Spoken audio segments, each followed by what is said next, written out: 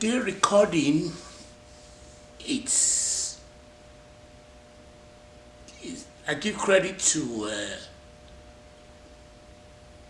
Wayland. She came up with the theory that I used for writing my novel, and her concept is more of what they call the lies that you believed in. I'm using it as a foundation today because the lies that women believed in was the reason why in 2024 election that is coming up, we want to be able to debunk that concept that the lies that the women believed in should be flipped upside down. The lies was that men were supposed to be the one to go do the hunting, and the women were supposed to be the one that will give birth to the children. That lie is the lie that women contemporarily believed in, and a lot of women happen to believe in that lies. And if you take it from that point on, if you exploit that lies that they believed in and take it to a transformation of inception to the end as a novel, you come to find out that the lies that they believed in has already stuck, and we need to be able to flip that narrative for the women who are targeted in this globally to run for political office. It doesn't matter. But it did happen that in 2024, there were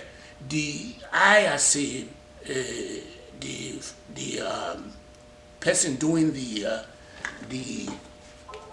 I as the person who is instituting this concept happen to believe that lies has got two people emerge, and I'm going to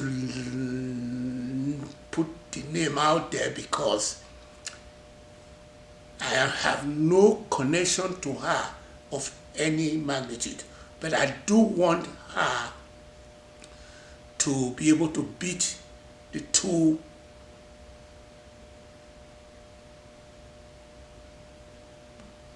polar political party that is there right now.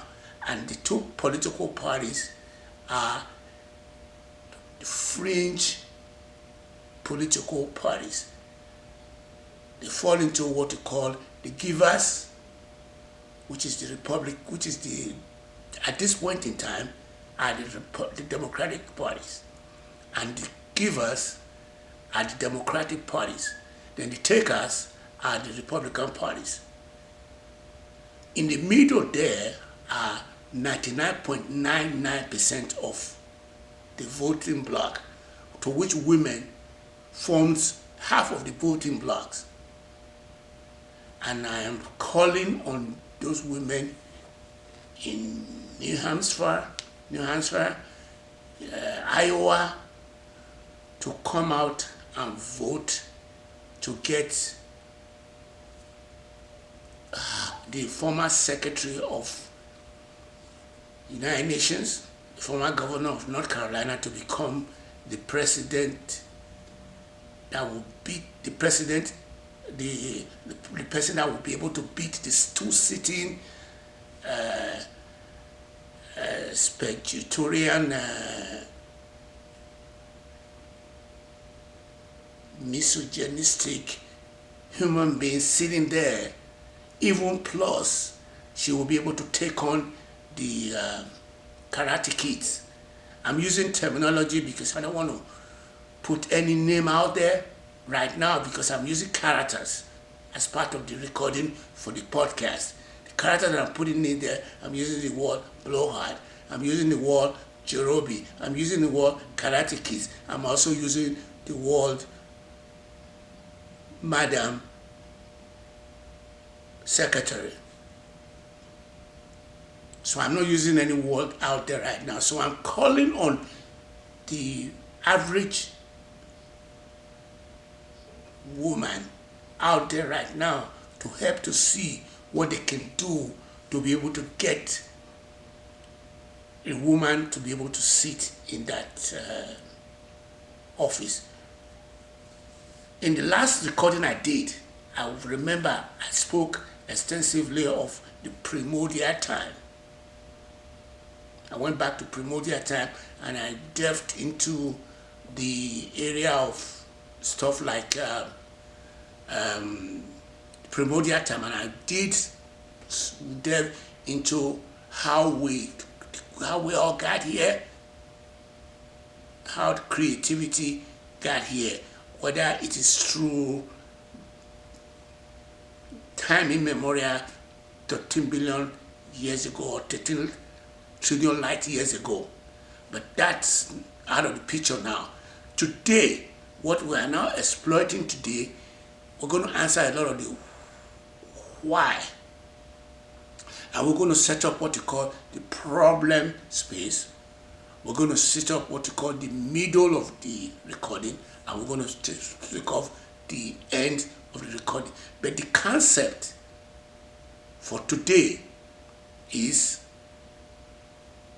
from Wayland, and Wayland, in her extensive writing of how to make an author to become a writer, or a writer to become an author, she exploited what you call the lies that we believed in. And the women believed in their lies, and that is the reason why there was what you call the epitomizer was able to sell it to the women and said, you take care of the kids and then we will go do the hunting. They believe in their lies. And today, it is now difficult to flip that lies. And I am here today to see whether we can flip it. So for example, why did they believe in it? They believed in it because if you start from the top of what is the problem? The problem was, at first, at the very beginning, women were the guard. They were the guard, and they were the guard, and the men were not the guard. I put a million years into play because it was a time when the contemporary world that we're now living, which is the contemporary world of when Christianity actually started evolving, there was this issue of when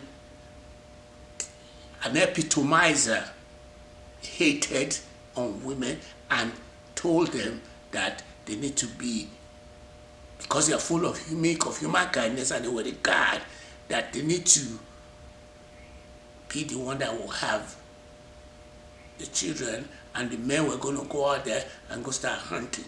And the women did believe in that, and it sticked. And it sticked because there was what you call the mysteries of life and life itself. And the mysteries of life and life itself came to the point where there were the advent of Christianity, or the advent of the Islamic came into being. So this epitomizer, and I'm calling it as an epitomizer because the person doesn't have a really name to him or to him. He then say, okay, God is not a woman. God is a man, and they call him God. But that was in the Christian deity. So anything Christian deity is man. Then they came in from the other angle and said the woman, the Islam is Allah was a Christian, was a Muslim deity. If they have stopped there, there wouldn't have been no problem. But they didn't stop there. They went in and then put the access gateway to him to be a man, which was Jesus Christ. He's not different from you and I, but they were able to play that lies again and said that was the access, so he was a man. And they also went back and said the woman, the Prophet Muhammad was a man, the access gateway to Islam. What was really interesting about that is that we do know that in Africa must have been the cradle of civilization, which means all the 13 billion light years back, or 13 million trillion light years back, may have come about from the